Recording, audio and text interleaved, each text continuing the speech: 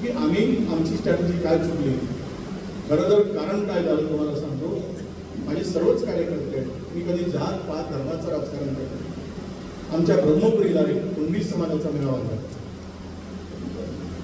आणि त्या कुणबी समाजाच्या मेळाव्यामध्ये जे काही वक्तव्य झालं त्यामधून इतर ओबीसी समाज विदर्भातला त्याची झळ केवळ ब्रह्मपुरीत नव्हती, त्याची झळ विदर्भात पोहोचली आणि विदर्भामध्ये इतर समाज जो होता तो समाज एकवटला झाला. आदर्श समाजाला ओबीसी समाज, कुणबी समाज ओबीसी मध्ये आहे, पण इतर जो ओबीसी समाज होता तो समाज एकत्र यायला लागला आणि त्याचा परिणाम असा झाला. तुम्हाला सगळ्यांना सांगतो, मी जे माहिती काढली, मी जे अनालिसिस केलं, मी ज्या या सगळ्याचं विश्लेषण केलं, कारण 6 विधानसभा निवडणुका मी जिंकल्या आहेत, मी लढलो आहे, त्यामुळे मी जरा बारकाईनं सगळ्यांचा अभ्यास केला. त्यावेळेस जाणवलं की आपली चूक आपल्याला सगळ्यांना ती भोगावी. राहिला समाज कुणबी समाज तो सगळ्याच पक्षात आहे. आमच्याकडे आहे तर तो भाजपमध्ये पण आहे.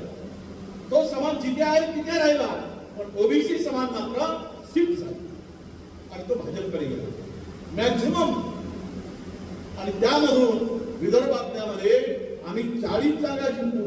हा निवडणुकीच्या 16-15 दिवस अगोदरचा रिपोर्ट आमच्याकडे होता.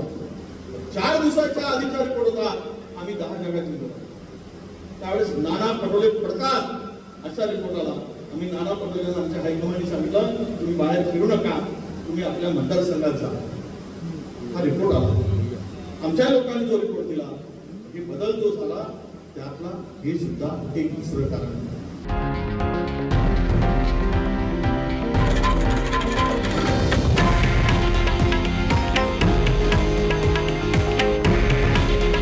हे आहे देशातील नंबर 1 न्यूज नेटवर्क आणि आपण पाहत आहात TV9 मराठी. काळजी तुमची, हित महाराष्ट्राचं.